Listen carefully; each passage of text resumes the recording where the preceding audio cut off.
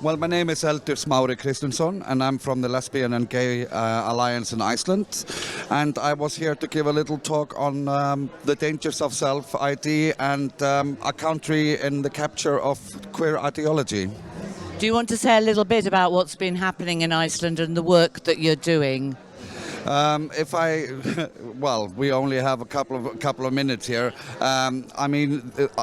There's been an institutionalized capture throughout our institutions, human rights organizations and interest organizations, education, religious institutions like the State Church of Iceland, the government, everywhere. Yes, I'm sorry. I was really shocked in your presentation. I mean, it was quite extraordinary, the breadth of what you're doing and how captured it's been when you imagine somewhere like Iceland is very progressive or free thinking, and particularly that the church was so bought into it. Yes, it's quite bizarre. Why the church is so captured, I can only speculate whether there have been people in the theological institute of the universities who have actually subscribed to this theory and then been ordained priest and then taken the ideology into the church.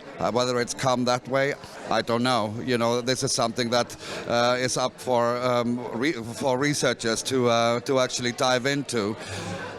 How have you found being at the conference? I think it's been very, very educational and very inspirational. There's a lot of knowledge here, and it's a very, very diverse group of people. You have, people from the homosexual community. You have people from, that comes here from a religious background. There are people, or both, and then there's people from the university faculties and law.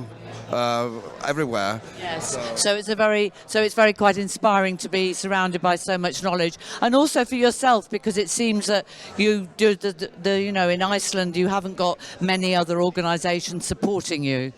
Well, we more or less have none. There is a parental organization that is starting to be built. So there's a grassroots going on.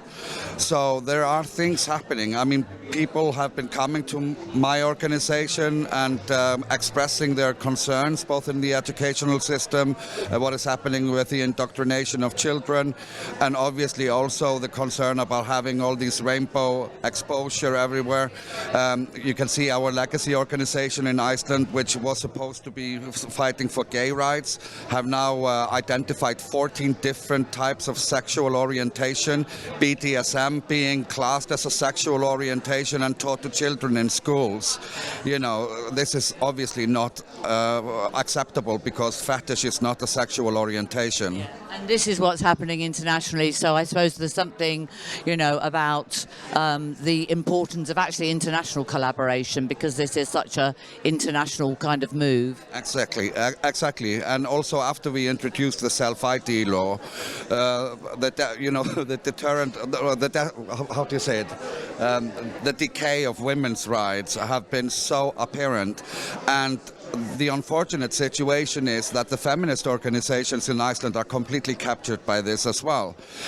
For example, the Icelandic Women's Rights Foundation has both trans Iceland as a sub organization working for it. So there's lots of work to do, but it's very inspiring to be here and continue the collaboration. Absolutely, and I hope to collaborate with a lot of people that I've met here. So yeah, brilliant. Thank you. Thank you.